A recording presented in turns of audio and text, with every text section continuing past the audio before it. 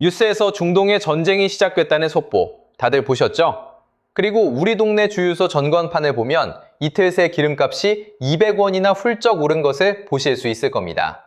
운전대 잡은 분들이라면 누구나 속으로 이런 생각 한 번쯤 해보셨을 겁니다.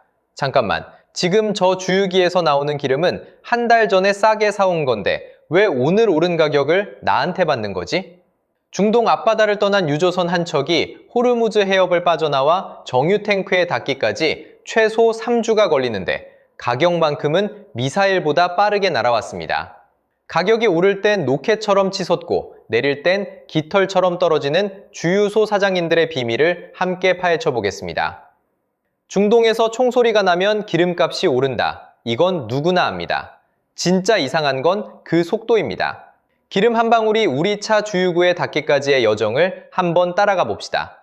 사우디아라비아 동쪽 끝 라스타누라 수출터미널에서 초대형 유조선 한 척이 출항합니다. 배는 페르시아만을 빠져나와 호르무즈 해협을 통과해야 합니다. 여의도 길이의 10배 남짓한 폭, 이 좁은 수로로 전 세계 해상 석유의 5분의 1이 빠져나갑니다. 해협을 벗어난 유조선은 인도양을 가로질러 말라카 해협, 남중국해를 거쳐 마침내 울산 앞바다에 닿습니다. 여기까지 최소 3주. 하역 후 정유 공장에서 원유를 휘발유와 경유로 쪼개고 전국 주유소 탱크까지 실어보내면 한 달은 너끈히 걸립니다. 놀라운 사실은 또 있습니다. 우리나라는 이런 비상에 대비해 엄청난 양의 석유를 땅속에 묻어두고 있습니다. 충남 서산, 전남 여수 같은 곳의 지하 안반 동굴 속에 원유가 잠들어 있는데 현재 그 규모가 221일치 쌓여 있습니다. 수입이 완전히 끊겨도 7달을 넘기는 양입니다. 자, 정리해봅시다. 물리적으로 기름이 도착하려면 한 달, 비축유는 7달치가 넘칩니다. 그런데도 주유소 전광판은 뉴스 속보가 뜬 바로 그 아침에 숫자가 바뀌어 있었습니다. 기름은 아직 바다 한가운데 떠 있는데 가격만 먼저 한반도에 상륙해버린 겁니다. 이 마법 같은 속도에는 주유소 사장님들 나름의 논리가 있었습니다. 분노를 잠깐 내려놓고 주유소 사장님의 입장에서 한번 봅시다. 동네 주유소를 하나 운영한다고 가정합니다. 지하 탱크에 리터당 1,500원짜리 기름이 가득 차 있습니다. 그런데 어젯밤 국제유가가 폭등했고 내일 이 탱크를 다시 채우려면 리터당 1,700원을 내야 합니다. 이때 지금 남아있는 기름을 1,500원에 그대로 팔면 어떻게 될까요? 매출은 그대로인데 다음 입고분의 원가가 200원이나 뛰어버립니다. 탱크를 다시 채울 돈이 부족해지는 거죠. 이른바 자본 잠식, 장사를 하면 할수록 밑 빠진 독에 물 붓는 꼴이 됩니다. 그래서 정유업계에는 하나의 철칙이 있습니다. 과거에 얼마를 주고 사왔느냐가 아니라 내일 이 탱크를 다시 채우는데 얼마가 드느냐를 기준으로 가격을 매긴다는 것입니다. 논리만 놓고 보면 고개가 끄덕여줍니다. 내일 더 비싸게 사올 기름값을 오늘 확보해두지 않으면 가게 문을 닫아야 하니까요. 일종의 생존 본능이라는 겁니다. 여기까지만 들으면 꽤 합리적입니다. 미래의 비용을 지금 반영한다. 사업가의 입장에서 충분히 납득할 수 있는 이야기입니다. 그런데 우리가 정말 물어야 할 질문은 바로 여기서 시작됩니다. 좋습니다. 미래 비용을 선반영한다는 논리 인정하겠습니다. 그렇다면 국제유가가 폭락할 때도 똑같은 원칙을 적용하시는 건가요? 내일 훨씬 싸게 사올 수 있는 기름값을 오늘 미리 반영해서 즉시 내려주셔야 하는 것 아닌가요? 바로 여기서 소비자의 분노가 폭발합니다. 국제유가가 치솟는 순간을 떠올려 봅시다. 정유사는 말합니다. 내일 사올 기름이 비싸지니 오늘 가격에 미리 반영하겠다고. 대체 원가의 논리 앞서 인정했습니다. 그렇다면 반대 상황을 그려봅시다. 2024년 가을, 국제유가가 배럴당 10달러 넘게 급락한 적이 있었습니다. 뉴스마다 유가 폭락 자막이 깔렸고 운전자들은 기대에 부풀었습니다. 내일 사올 기름이 훨씬 싸다면 같은 논리로 오늘 당장 가격을 내려야 맞습니다. 그런데 주유소 전광판은 꿈쩍도 하지 않았습니다. 일주일이 지나고 2주일이 지나서야 10원, 20원씩 찔끔찔끔 내려가기 시작했죠. 이때 정유사가 꺼내든 논리가 기막힙니다. 아직 비싸게 사온 재고가 남아있어서 바로 내릴 수 없다는 겁니다. 들으셨습니까? 오를 때는 미래를 기준으로, 내릴 때는 과거를 기준으로 시간축을 자기 편한 대로 골라 쓰는 겁니다. 마치 뷔페에서 접시를 2개 들고 이쪽 저쪽 유리한 메뉴만 골라 담는 것과 똑같은 구조입니다. 소비자 입장에서는 어느 쪽이든 손해를 보게 설계되어 있는 셈이죠. 한국석유공사 통계가 이걸 숫자로 증명합니다.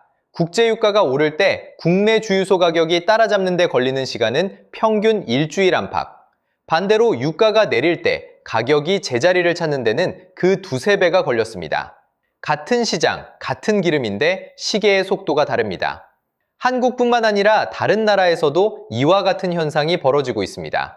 경제학에서는 이 기묘한 비대칭에 이미 이름을 붙여놨습니다. 영어로 로켓 앤드 페더스 이펙트입니다. 원자재 가격이 상승할 때 소비자 가격은 로켓처럼 즉각 치솟지만 하락할 때는 깃털이 공중에서 흔들리듯 천천히 내려오는 현상을 빗대어 이름이 지어졌습니다. 미국의 경제학자들이 1991년 걸프전 직후 미국 전역의 주유소 가격 데이터를 분석했더니 원유값 상승이 휘발유 가격에 반영되는 속도가 하락 때보다 2배 이상 빨랐습니다. 이후 유럽, 호주, 아시아 할 것 없이 전 세계에서 같은 패턴이 관측됐습니다. 대한민국도 예외가 아니었죠. 왜 이런 일이 벌어질까요? 핵심은 두 가지 본능입니다. 먼저 손실 회피. 기름값이 오르는 국면에서 점유사와 주유소는 내 돈 잃기 싫다는 공포에 즉각 반응합니다. 단 하루라도 싸게 팔면 그 차이가 고스란히 손실로 찍히니까요. 반대로 기름값이 내리는 국면에서는 이익 극대화 본능이 작동합니다. 마진이 두툼해진 구간을 하루라도 더 누리고 싶은 거죠. 손해는 즉시 막고 이득은 최대한 늘린다. 자본주의의 가장 날 것 그대로의 생존 전략입니다. 문제는 이 본능이 소비자에게는 철저히 불리한 구조로 고착된다는 점입니다. 오를 때 빠르게 낸 추가 금액은 내릴 때 천천히 돌려받으니 그 시간 차이만큼 소비자의 지갑에서 정유사의 금고로 돈이 이동합니다. 전 세계 공통현상이라지만 유독 한국에서 이 격차가 더 두드러지는 이유가 있습니다. 미국 운전자도 로켓과 깃털에 짜증을 냅니다. 하지만 미국에는 완충장치가 하나 있습니다. 바로 경쟁입니다. 미국 전역에 퍼진 주유소는 15만 개가 넘습니다.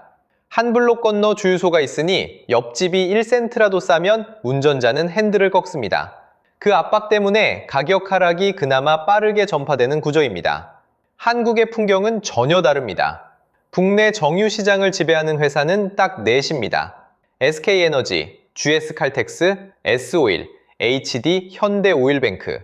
이 네 곳이 국내 석유 제품 공급의 거의 전부를 쥐고 있습니다. 경제학에서 말하는 전형적인 과점 구조입니다. 전국 주유소 간판을 보면 이 네 브랜드가 대부분을 차지하고 독립주유소는 소수에 불과합니다. 과점 시장에서는 독특한 심리전이 벌어집니다. 유가가 내렸을 때 어느 한 정유사가 먼저 가격을 대폭 낮추면 어떻게 될까요?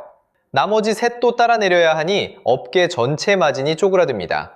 그래서 아무도 먼저 칼을 빼지 않습니다. 옆집이 안 내리는데 내가 굳이 먼저 내 살을 깎을 이유가 없다는 계산이죠.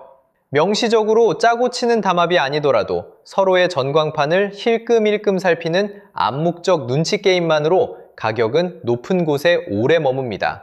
반대로 유가가 오를 때는 사정이 다릅니다. 어차피 모두가 올려야 하는 상황이니 눈치 볼 필요가 없습니다. 너도 나도 재빨리 전광판 숫자를 올립니다. 올릴 땐 합창, 내릴 땐 독창.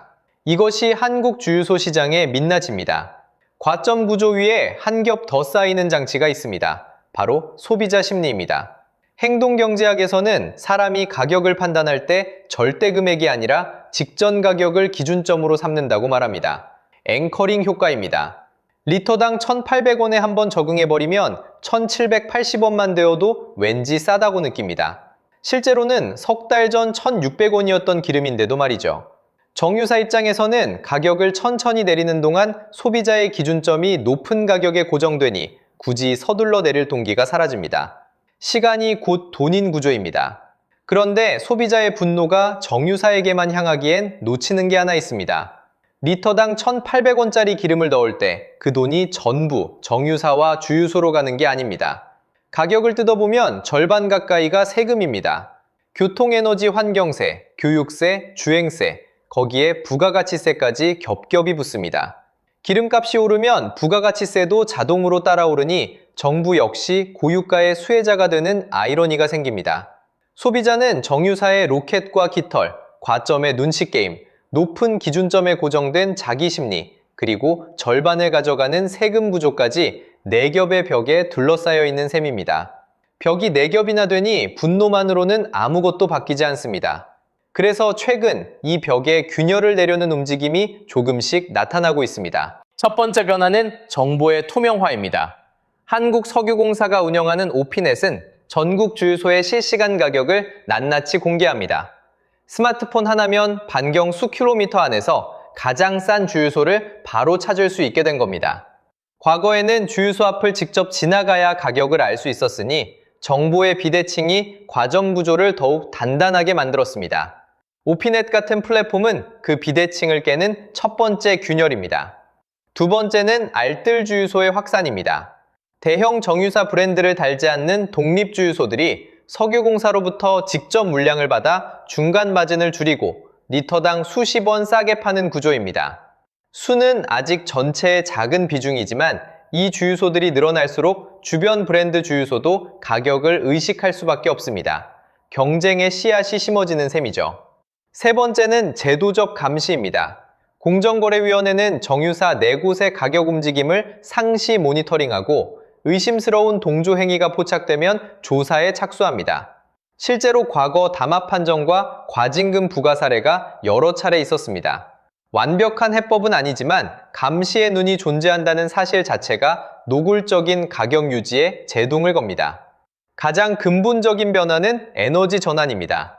전기차와 수소차 보급이 늘어날수록 휘발유와 경유 수요는 줄어들고 주유소의 가격 결정력도 약해질 수밖에 없습니다. 아직은 먼 이야기처럼 들리지만 변화의 방향은 이미 정해졌습니다. 지금까지의 여정을 한 줄로 압축하면 이렇습니다.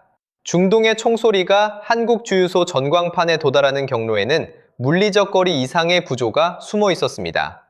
유조선은 3주를 항해하지만 가격은 하룻밤 만에 도착했고 정유사는 미래의 비용을 선반영한다면서 하락 국면에서는 과거의 재고를 내세웠습니다. 이 이중잣대에 로켓과 깃털이라는 경제학의 이름이 붙었고 4개의 정유사가 지배하는 과점 구조와 소비자 심리의 앵커링, 그리고 절반에 가까운 유류세가 겹겹이 포개지면서 우리의 기름값은 오를 때 빠르고 내릴 때 느린 비대칭의 덫에 갇혀왔습니다. 핵심 교훈은 명확합니다. 가격은 원가가 아니라 구조가 결정합니다. 과점과 정보 비대칭이 존재하는 한 소비자가 합리적 가격을 기대하기는 어렵습니다.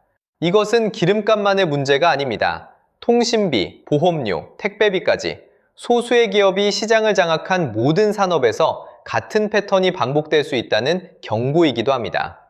여러분들의 궁금증 조금 풀리셨나요? 여러분들이라면 어떻게 이 문제를 해결하실 것 같나요? 댓글로 여러분의 생각 남겨주세요. 오늘 영상이 유익하고 재밌으셨다면 구독과 좋아요 부탁드리겠습니다. 영상 제작에 큰 힘이 됩니다. 다음 영상에서 뵙겠습니다.